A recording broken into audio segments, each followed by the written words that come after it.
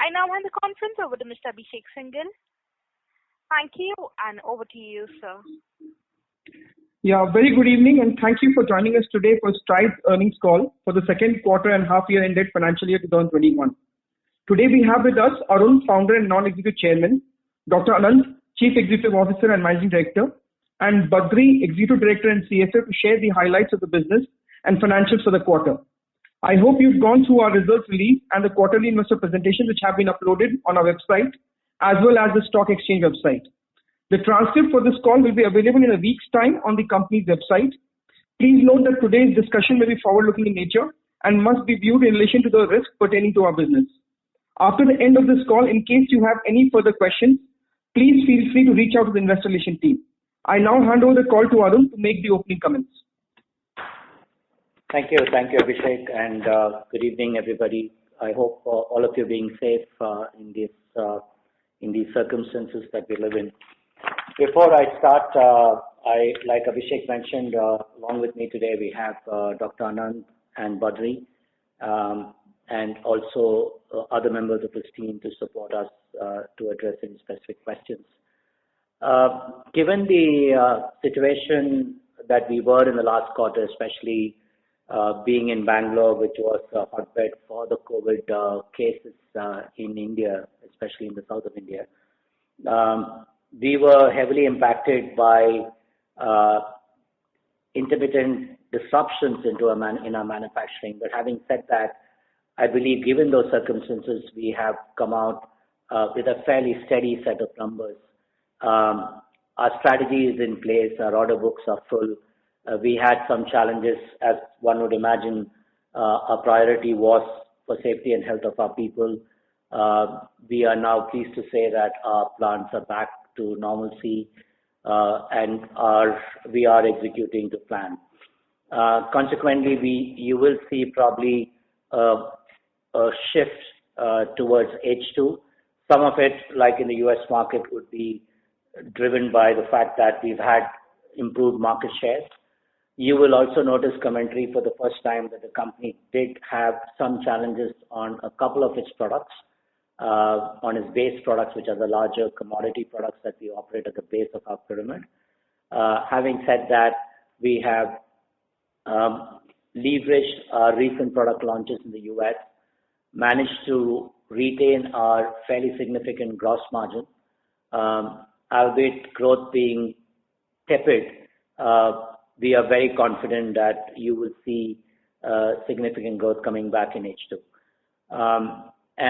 We have, given the circumstances, our primary obligations during the quarter was to prioritize key accounts to ensure there were no failure to supplies. We did see a depletion of our standard safety stocks in the US, given that we had supply disruptions, but that safety stock actually played in our favor, that we were not out of stock on any products and we do not end up paying any penalties for any of our products, which is very critical to be successful in our business.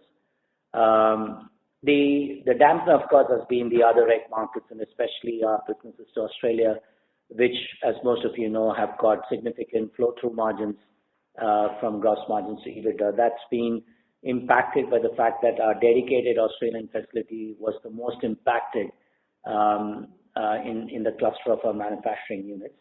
Having said that, that plant is now fully operational. We are working extra shifts to ensure that we catch up on lost ground.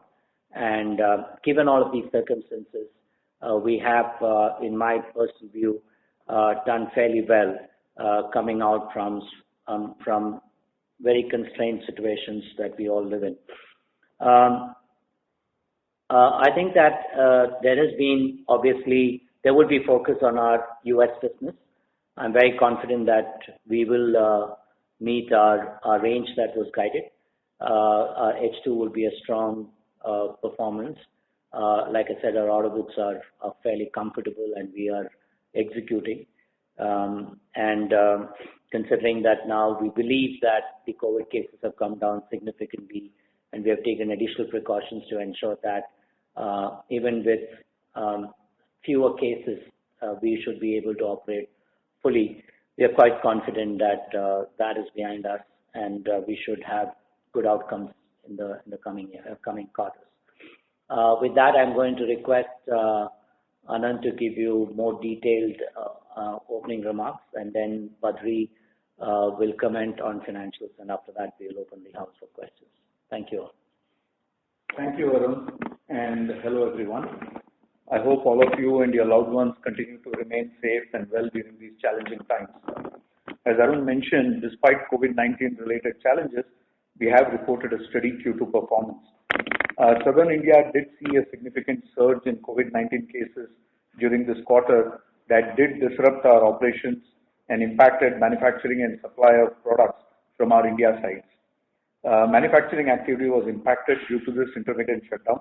Out of total India workforce of over 3,000 across the facilities, over 400 of our colleagues tested positive through the quarter.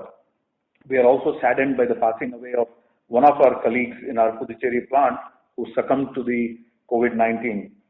We continue to remain proud of our global workforce for their resilience and their continued commitment and exemplary efforts to curtail this impact during the current crisis period. We continue to pursue a people-first approach, and the well-being of our employees remains our top priority. The markets in US, UK, and in many parts of Europe continue to witness lower footfalls at pharmacies, lower surgeries in hospitals, leading to lower prescription rates. Disruptions in manufacturing activity led to inventory depletion on few SKUs at our front ends, as well as stockouts in certain products. Lower order fulfillment, predominantly in our partnered business in Europe, and supplies to Australia were also impacted. In the light of this, we reprioritized our operations to ensure we meet customer commitments and thereby maintained healthy gross margins and EBITDA margins in a constrained environment.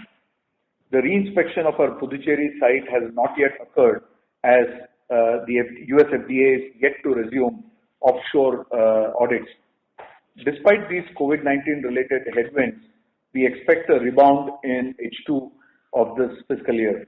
COVID-19 outbreak is tapering down with significant reductions in number of cases at our sites.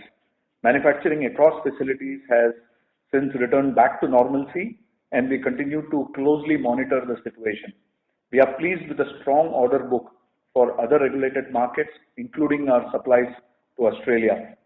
There is a high focus on inventory replenishment back to our historical levels for better customer advocacy. Let me come specific to the results. We have delivered a steady Q2FY21 performance that highlights the resilience of our diversified business model. Revenues in Q2FY21 at rupees 7,971 million were up 11% year-on-year, and in H1 of FY21 at rupees 15,818 million were up 12% year-on-year, led by continued business momentum. We maintained our gross margins at 61.3% and EBITDA margin at 20.8% in this quarter under the constraints. Let me take you through the performance highlights across key specific markets. The US market. We continue to ramp up our US business with an 8% quarter-on-quarter growth to $54 million in Q2 FY21. Our US front end, as you all know, our US comprises of partnered business, which is the B2B, and the front end, which is B2C. The US front end grew 25% year-on-year for the quarter and contributes 85% of the total US revenues. Market share for key products continues to be steady and new launches gaining traction. Performance was muted as select products went out of stock during the quarter, and we had subdued demand for few products due to COVID. We witnessed price erosion for the first time in very select base products. However, we had significant market share gains on key products that helped mitigate this erosion. Current portfolio build-out is well diversified with a basket of market-leading products to deliver sustainable growth. We received 8 ANDA approvals. We filed 3 ANDAs in H1 and expect to file over 8 ANDAs in second half of this fiscal year.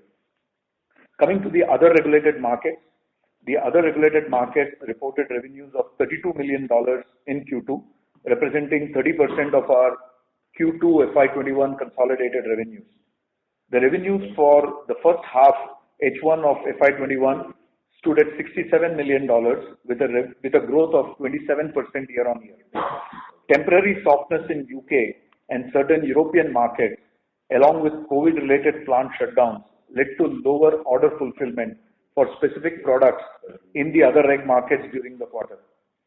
Supply to Aerotex in Australia were impacted due to the shutdown of our dedicated plant for a prolonged period during the quarter, and we expect to bounce back strongly in H2 during the second half of this year. We do have a strong order book visibility, and that will continue to drive future growth. We continue investments in R&D to enrich the portfolio. We have filed 8 new products and expect to file 10 plus products in the second half for the other regulated markets. In line with our previous commentary, Stride's related market strategy is playing out to plan. Over the years, we have successfully built a diversified regulated market business. The overall regulated markets showed a 15% growth in HY21 at rupees 12,777 million versus H1 of FY20 and 20% growth versus H2 of FY20. We expect to deliver sustainable growth as we unfold a large pipeline of products with market fungibility across our business. Coming to emerging markets, our emerging markets reported a strong performance with revenues at rupees 1,538 million in Q2 FY21 and rupees 3,041 million in H1 of FY21, a growth of 34% year over year. The Africa business grew 21% quarter on quarter with healthy primary and secondary sales. While the first half of this year, the H1 FY21 has seen a strong comeback for Africa, we are witnessing softness in certain therapeutic segments due to lower prescription rates in some markets. The institutional business delivered a steady quarterly performance. Country-specific registrations for the key product, which is tenofovir, lamivudine, and dolutegravir TLD, is on track, and the product will be commercialized during second half of FY21. As indicated earlier, although Q2 has been impacted by COVID-related headwinds, we expect a rebound in H2 FY21, and our manufacturing has returned back to normalcy with a significant reduction in the number of cases across our sites. I would like to reiterate our focus on people-first approach, continuity in operations and supply chain, continued engagement with our customers, and conservation of cash. With this, let me pass on the phone to Badri to update you on the financials.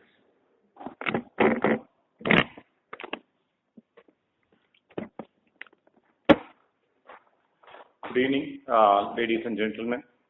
So profitability, efficiency, and growth have been the 3 pillars on which the entire Strides is built for the last 3-4 quarters. So we displayed consistency across all parameters. The profitability and efficiency has been quite good. The growth will definitely come in the H2. The gross margins have been very stable at 61.4%. We have told externally that we will maintain the gross margins at 60%. As of Q2, we have done about 61.4%.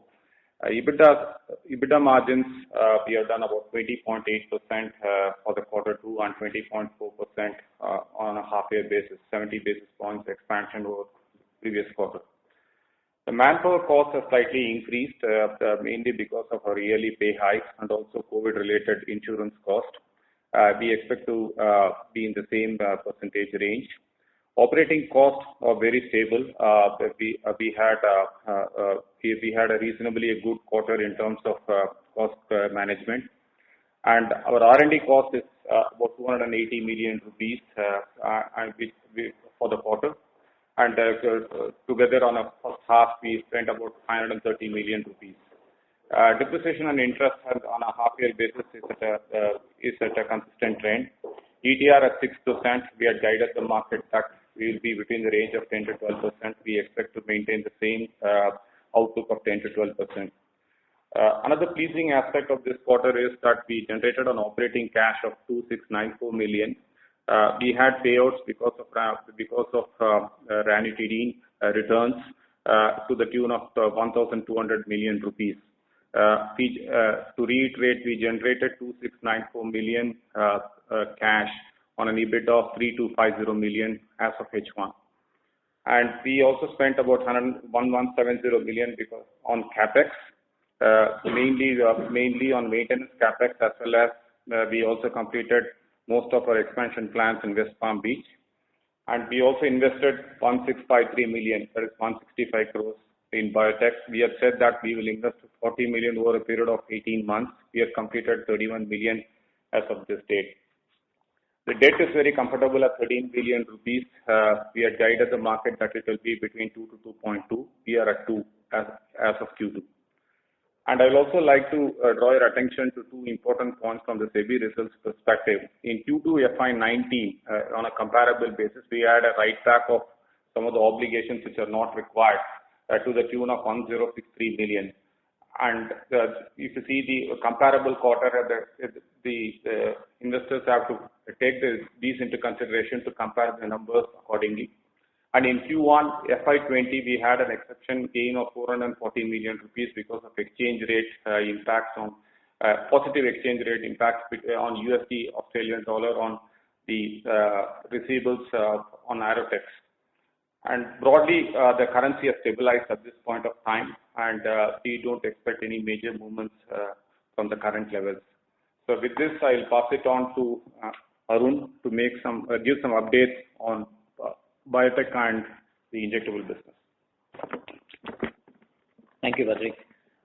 It's been a good quarter for the new businesses that we are heavily invested in terms of outcomes. So from a manufacturing standpoint, 4 of our 5 manufacturing suites are now fully commercial, validated, and available for business. From the IP standpoint, our first biosim, which is PTH, has been accepted for review in Europe. As guided, it was filed in September, and we are now in the review process. So that's and we are obviously hoping for a good outcome here. We moved our Largine dosing by a month, mainly because of availability of patient pool for dosing, but that's now been resolved post-COVID. And then we have a pre-IND meetings for both PTH and for Largine scheduled for this quarter.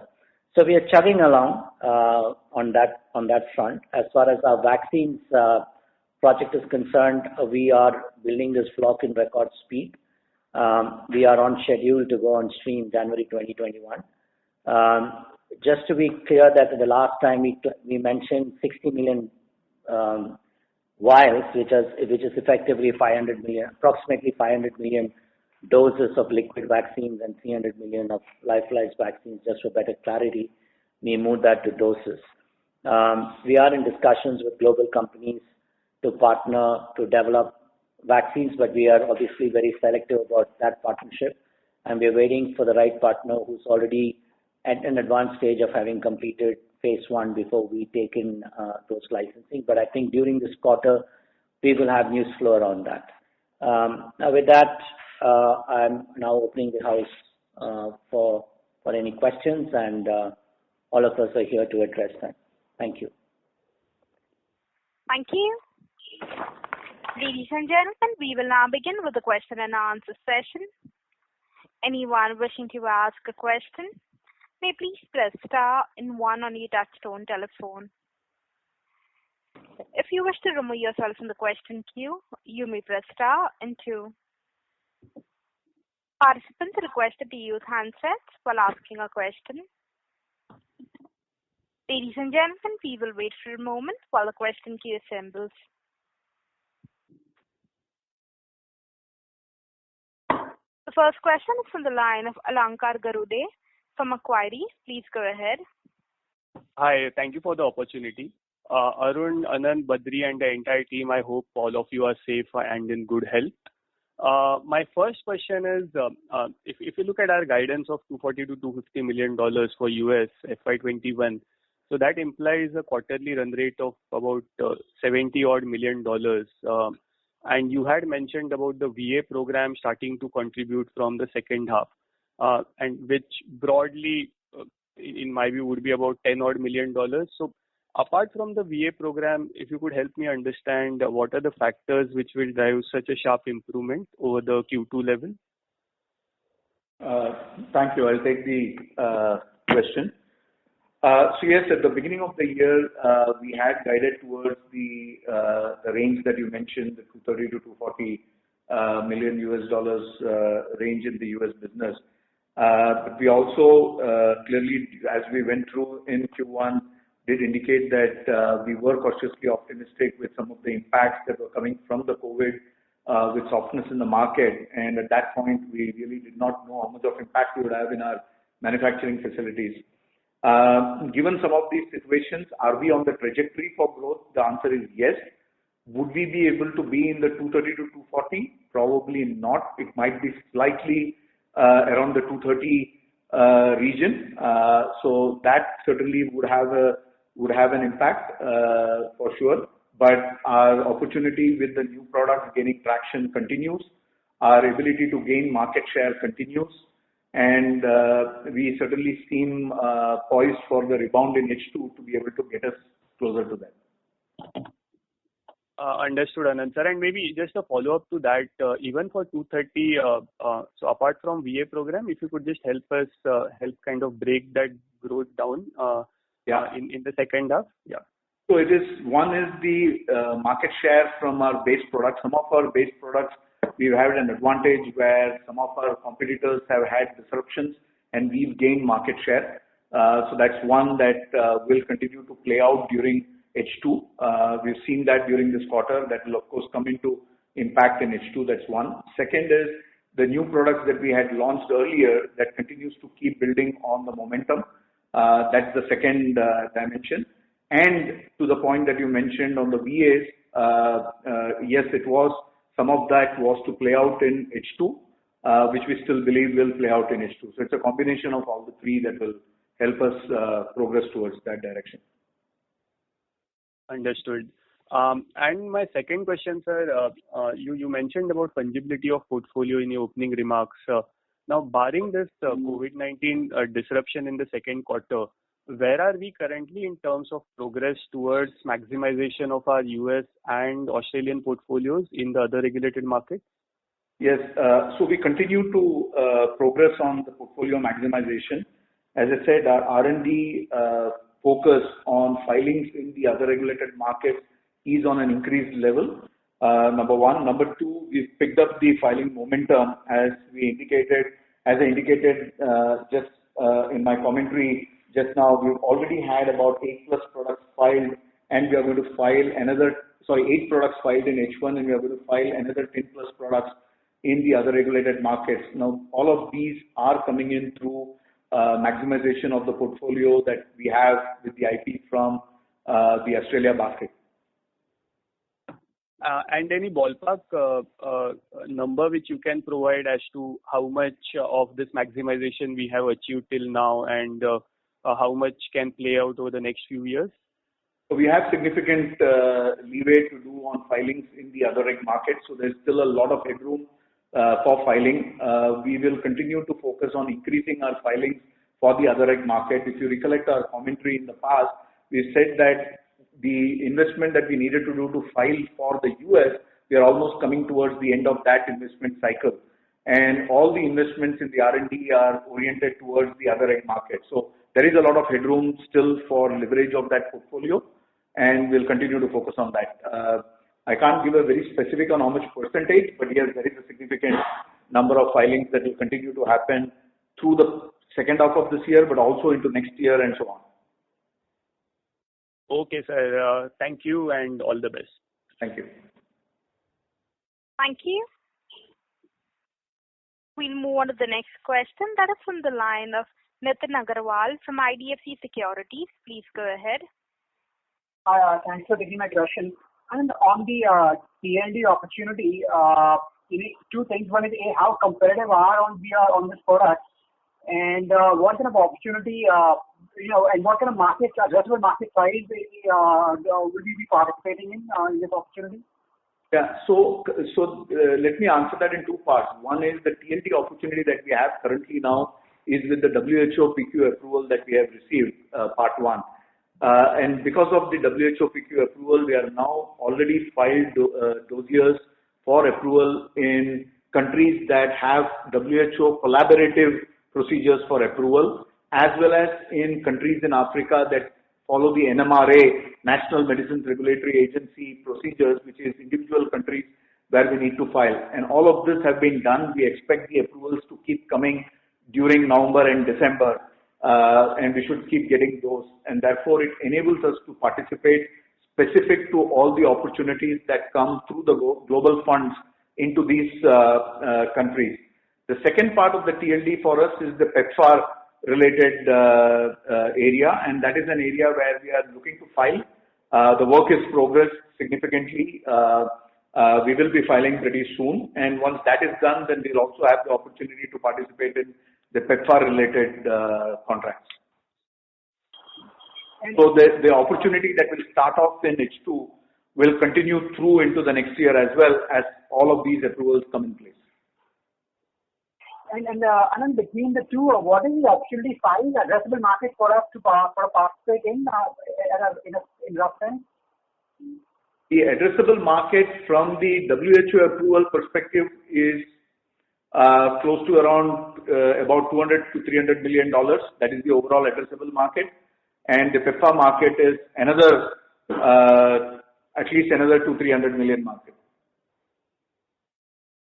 And we should be able to get some fair share of this $400-500 opportunity over a period of time. We will work to get some fair share of that market. And secondly, on filing a levothyroxine, any updates on that? So FDA has accepted the file. We did receive an acceptance of the file, which is a positive news. They did come back with a very initial information request, which is a minor clarification on one of these sections, which has also since been provided. So it's under FDA review. The fact that one is acceptance plus the second receiving an information request gives us a very positive signal that FDA has already started their review. And actually, I don't know, when we look at, you mentioned the Stelis business and the Steriscience businesses, I mean, if you take a 2-3 year view of these businesses, I mean, what should one look out for at a very high level in terms of the value creating opportunities in these businesses? And in the near term, till what period of time will these be dragged on the consolidated financials once they start to get consolidated? So, if you look at the business, it has got a CDMO part of the business, which includes biologicals. We have now started onboarding customers and validation work is happening. COVID is not supporting customer audits and stuff like that, but in spite of that, we have started onboarding customers. We expect from a manufacturing recovery, that should be in line for next year. We expect Steriscience to file approximately 15 ANDAs in the next financial year. There's a lot of work that's already happening, including the first filing from Steriscience for a proprietary injectable in a device within this financial year. And we expect approval flows to happen in 9 to 10 months. And of course, we have already filed our Meropenem dossier. We expect an approval by May of next year in Europe, and then with it's a DCP process. So by second half of next year, I like to believe that we should be aiming at an operational break-even in the combined Steriscience and Stelis business. Thanks. That's helpful. And lastly, Anand, did we get any opportunities in our portfolio? I mean, I guess to participate in any of the COVID treatment options in any meaningful way? That's been essentially one tailwind that most companies have enjoyed over the last 6 months or so. So I won't say very specific to COVID treatment, but there have been products that have been used in symptomatic treatments from some of the products in our portfolio. And obviously some of those products, we see some pull in those, but we don't have anything which is very specific to. So Nitin, I think you're specifically referring to Favi, which we announced first off the block amongst Indian companies. We do not sell in India, as you know. I must tell you that we have also become now the first company to have successfully completed a bioequivalent study to the innovator. And we are very focused on being able to sell the product at the right price point and in the regulated manner. I'm not suggesting what is sold in India is not. It's just that we do not have the infrastructure and capability to sell in India. We're not set up for that.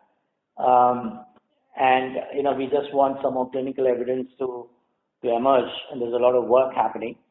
I think you will see some news flow around that. Give us a couple of weeks, and then we'll come back to you on that. Thanks, and that's all that. Thank you. The next question is from the line of Anmol Ganju from JM Financial. Please go ahead. Yeah, hi. Thanks for taking my questions. My first question is to Badri. Badri, the Ranitidine recall, the charge of 16 million, we've seen an impact of that on cash flows. Where in P&L is that accounted for? What is the P&L treatment of that? Yeah, it has been taken in Q4. We had accrued for $21 million in Q4 for recall plus the returns in Q4 results, getting paid in the current quarter. Okay, that's helpful. Second is that the withdrawal of export incentives. So, the impact of that for the full year and any impact you see on a gross margin trajectory for the next year? Any thoughts on that, and what we are budgeting and what's the incremental impact on that now? Yeah, so in the first half, we didn't have much of an impact. Whereas yearly impact is about $6 million. So the half yearly impact will be about $3 million. That will definitely reflect in gross margin. And we would have mitigants to that by the way of process improvements, product mix, etc. Or you think that this takes We have to work on all of that. Yes. Okay, that's helpful. Second question is on the US, Dr. Anand. Dr. Anand, you did talk about feeling pricing pressure. Is this pricing pressure that you were alluding to broad-based, or it is limited to some specific products where we could see some kind of a turnaround going forward? Or can you just give more color on pricing pressure after many quarters? Sure. Comment of yours. Sure, Anmol. So as I said, this was pretty much the first time we've really seen pricing challenge or pricing pressure coming into us. It was certainly in a couple of our base products. We didn't see it all across. We did see it in a couple of our base products. Having said that, we had pretty good market share gains in some of our other key products that we have been able to take advantage of to overcome the pricing pressures that we have. But the reason we are bringing it is that this was really the first time that we've seen in any of our products. So this certainly was a new one for us. So, and just a follow-up on that. So basically, we did around $54 million, and if you kind of adjust for Ranitidine, this is still healthy growth. We expect this to hold for the rest of the year. I know you alluded to a $220-230 million kind of a number, but on a sustainable basis, is US now on its way to consistently doing in the neighborhood of around $60 million quarterly run rate? Yes, we will certainly be showing, we will be able to show sequential growth in the US business. We're certainly confident of coming back, as I said, in H2 and demonstrating that. Certainly, we should get to an exit run rate that should be able to, give confidence of getting towards the guidance that we had set, and then further grow beyond that into the quarter one of next year. So, Anmol, just to add to Anand here, what one needs to appreciate is that in spite of Ranitidine, like you correctly alluded, we've been growing quarter on quarter on our front-end business, and that's been reflected even in the last 2 quarters post-Ranitidine. We have a very measured way of introducing products in the market. We haven't changed that. It's reflected in the gross margins that we continue to deliver in spite of Ranitidine being one of our largest margin product. So that's very important to understand and appreciate in our model. This is a slow and steady climb Q on Q, but what we do is sustainable, and there are no one-offs in what we present in the US numbers. And just to remind, as I said in my commentary earlier, the front end grew by 25% year on year for the quarter. So that's something to keep in mind as well. That's helpful. My second question is to both Arun and Dr. Anand. When I look at the amount of COVID impact for the quarter, 400 out of 3,000 employees impacted, that is fairly widespread disruption. I'm assuming, so congratulations for navigating that well. But a natural follow-through of that would be that there will be a lot of pent-up opportunities for which there should be a spillover in the next quarter or at least H2. So if you could just directionally quantify what is it that, of the business which is permanently lost as a consequence of, fairly widespread COVID impact in the organization, what of that is permanently lost and what could potentially come back because a lot of that is manufacturing disruption in the reg market. So that would be helpful because I think it's fair to assume that some of the business won't just go away. So I'm going to answer your question. No business or no business lines or customers are being lost. What has happened or what could have happened or what may happen is that we will incur some incremental costs, which we probably have already done in the last quarter. Lines instead of sea to send goods by air to maintain a higher level of customer advocacy.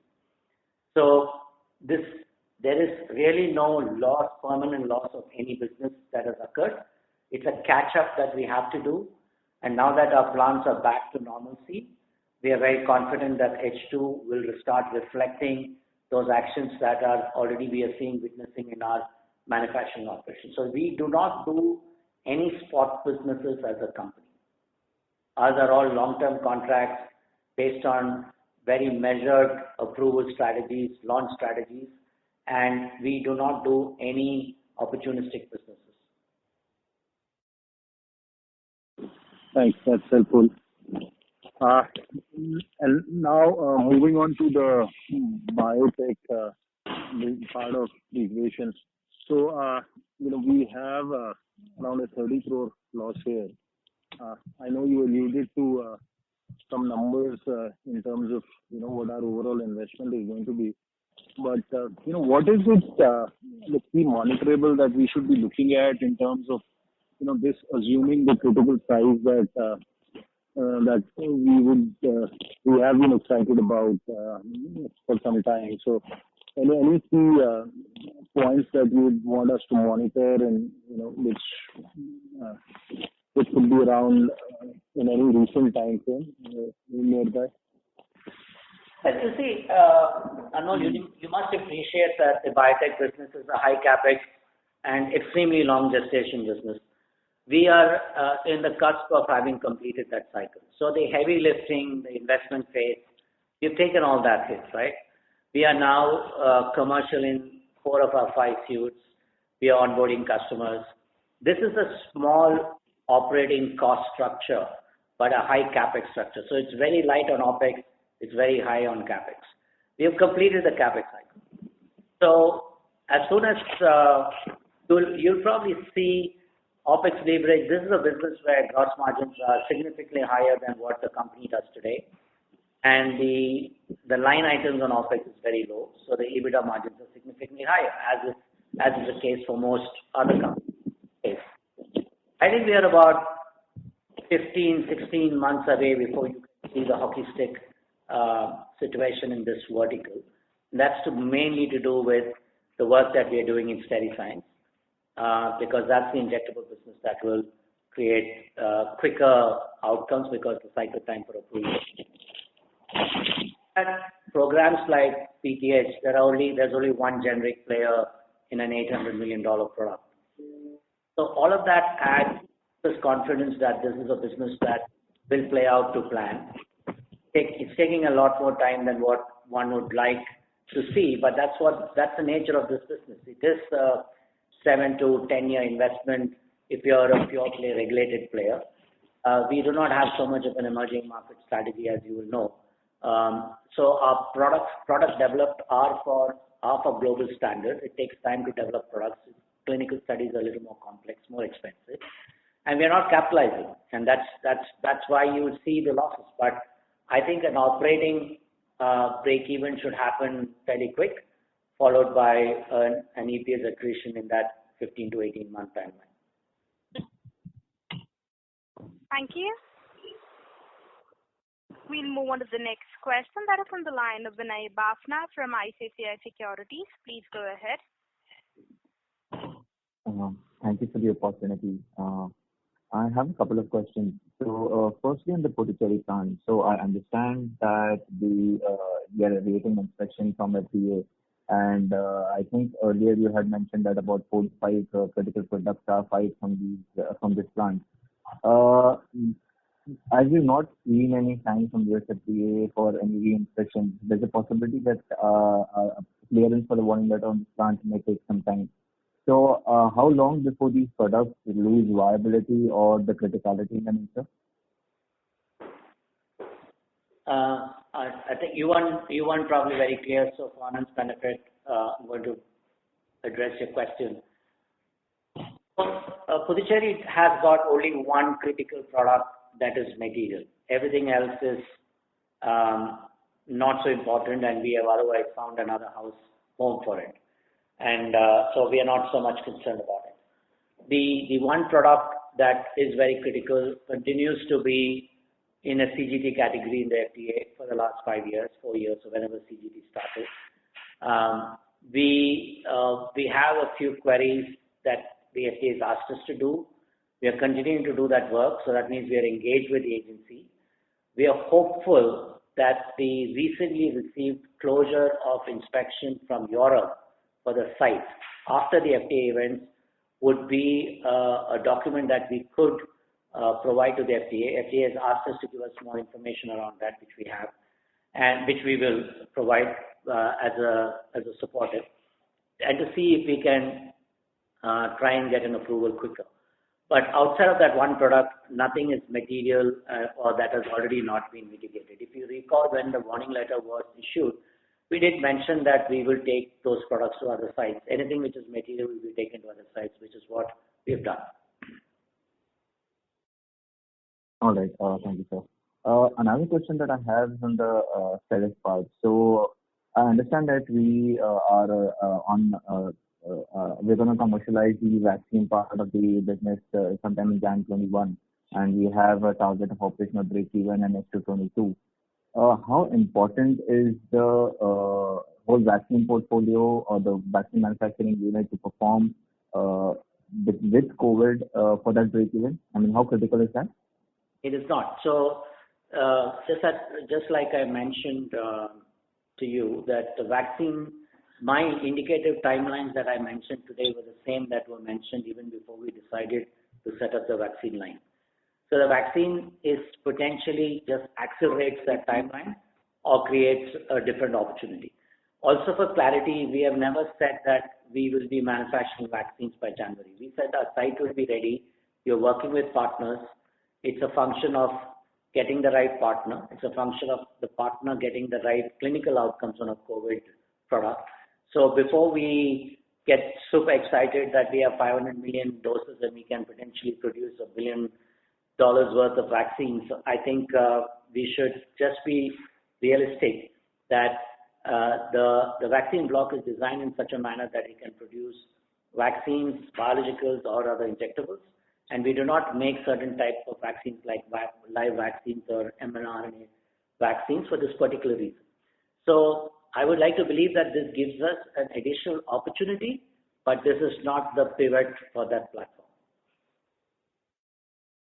That's very helpful, sir. I just need one clarification. So on meropenem, you said that you're going to file it in May and then we are expecting approval a year later, or the approval is expected in May? I said the meropenem dossier has been filed in Europe and we expect approvals to come in from May. Okay, understood. Thank you, sir. Thank you so much. Thank you. We'll move on to the next question. That is on the line of Bhaskar Gukrediwala from ASK Investments. Please go ahead. Yeah, thanks for taking my question. Good set of numbers. Congrats for that.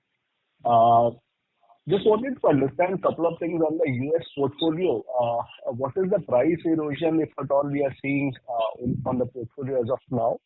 And in terms of our existing products, what sort of growth are we seeing? And therefore, as a combination of price erosion plus the growth in core products, existing products, what is the sort of growth visibility that we have?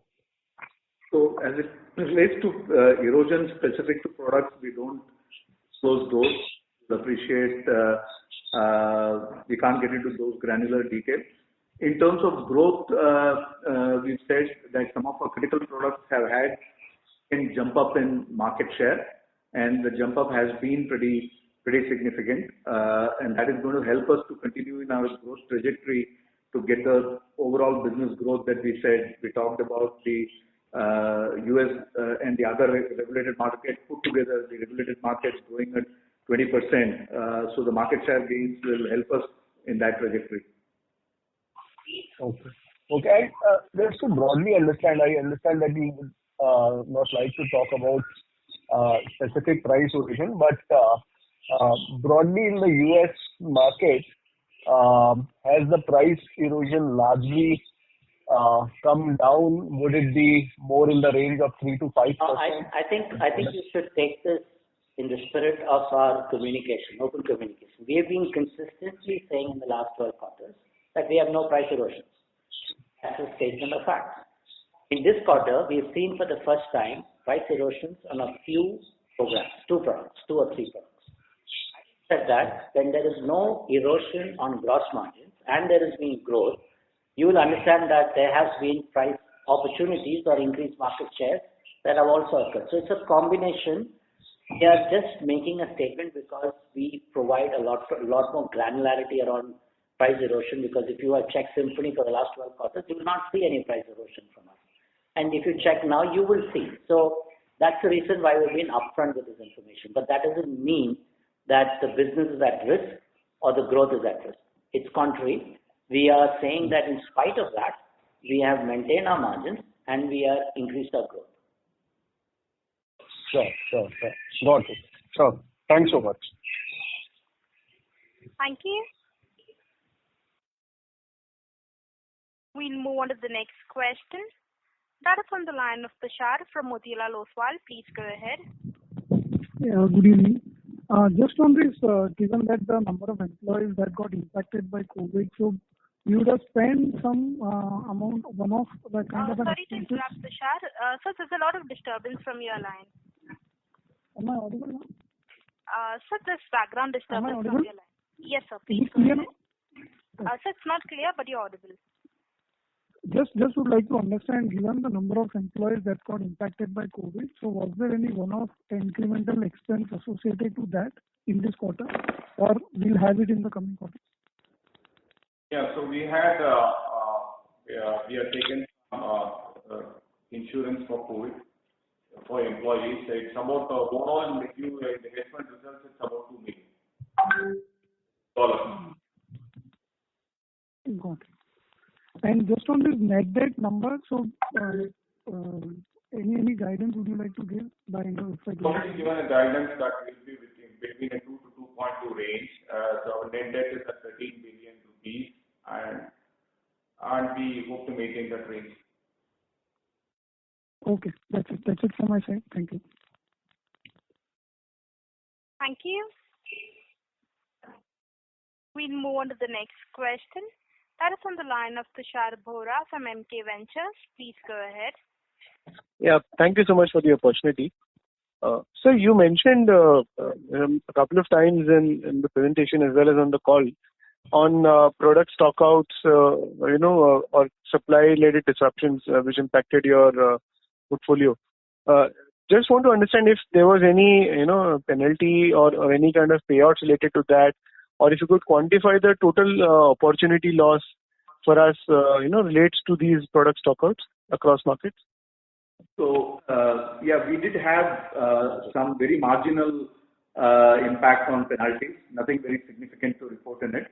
But the major impact was on our inventory that we hold in market, and we've always been saying that's clearly been our strength for ability to turn around and quickly provide products to the market. So our inventory had got depleted quite a bit because obviously the manufacturing was interrupted. And in some products, we had very limited number of products we had stockouts, but specific to penalties was very marginal.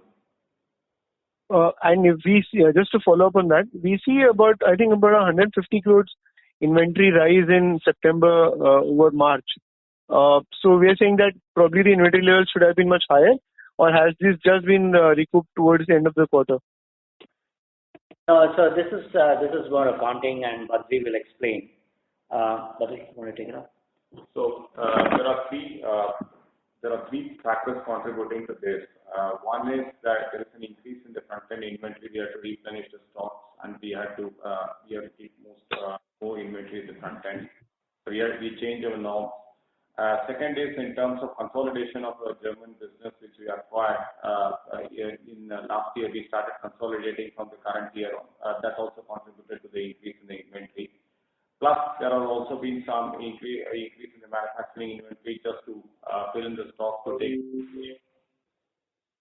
Okay. Second, sir, I suppose we are typically entering into the stronger part from a seasonality perspective, H2, also with the flu season being there. We've done about slightly more than 10% growth in H1 YOY. Plus Europe, we had this one-off in Q2. Should we expect then, therefore, even other regulated markets along with US, a much sharper YOY growth in H2 over the previous year base?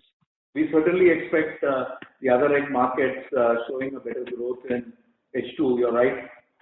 Clearly, our order books reflect that, plus our ability to get the supplies into Australia, which was impacted, as well as the partnered business in Europe, which was impacted, will all rebound back in H2. So the answer is yes. So one clarification on on Stelis and Steriscience. So what Arun mentioned was that H2, sometime around this time, next year, we should break even operationally on the combined portfolio, Stelis plus Steriscience. But Stelis alone, the guidance was for Q4 FY21 or maybe Q1 FY22. That still holds for us? No, it was not guided like that. Okay, but then can we have some guidance, sir? Stelis alone, when do we see, let's say this 30 crore loss this quarter on Stelis plus CHC, when do we break even on this portfolio? Stelis will take at least a year more to break even on that 30 crores to become zero. But what we are saying is that Steriscience will ensure that there will be a positive contribution. Okay. And sir, one last, if I may, quickly. Potassium chloride, we had some recall in this quarter. I suppose that was a big product, although I don't know the size for strides. But overall, it was, I think, about $200 million product. What is our guidance, sir, on that one? When should we be back in the market, and was there any impact because of that for the quarter? Product. It's not a $200 million product. The one that you are referring to, $200 million, is the extended release one. This is not the extended release one. The product that we had was an isolated case. We had 2 batch recalls that we did. It was an isolated case of the specific batches in question, which we obviously recalled, withdrew, and we've got all the corrective actions in place, so we don't see any impact going forward. All right. Thank you so much. I'll join back in the queue. Thank you. Ladies and gentlemen, we'll be taking the last question. That is on the line of Alankar Garude from Macquarie. Please go ahead. Hi, thank you for the follow-up. So one question on the CGT product, which was under regulatory review. Any update on that?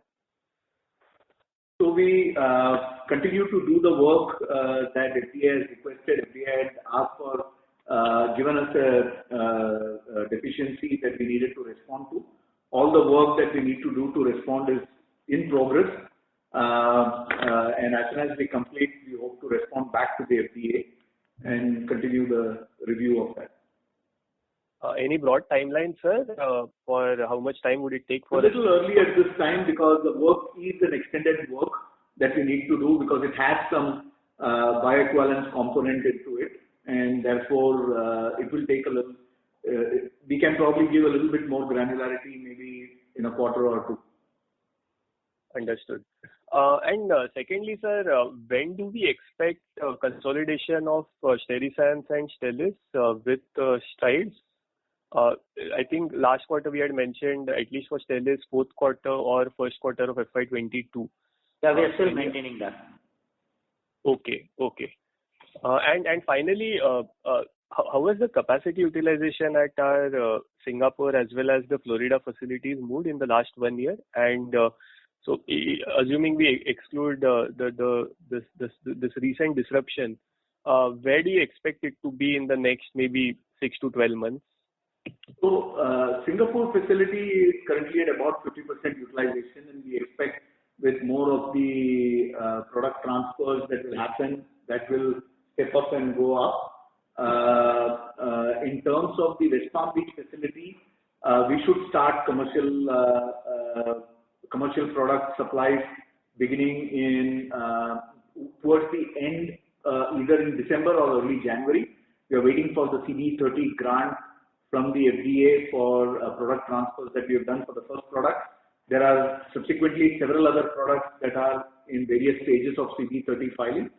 And so quarter 4, we will see revenues coming in from the West Palm Beach facility. Understood, sir. That's all from my side. Thanks and all the best. Thank you. Thank you. Ladies and gentlemen, that is the last question. I now hand the conference over to the management for the closing comments. Thank you very much, ladies and gentlemen, for joining us together on this call today. As we indicated earlier, despite a challenging quarter, a steady performance, we are pretty excited about the second half of the year and look forward to the rebound. We hope all of you and your loved ones stay safe and well, and we'll see you back during the next call. Thank you. Well, thanks, Abhishek. Thank you. Thank you. Ladies and gentlemen, on behalf of Strides Pharma Science Limited, that concludes this conference call.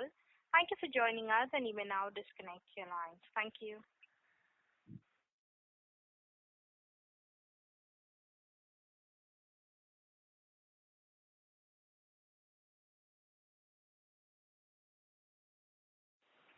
Playback is complete.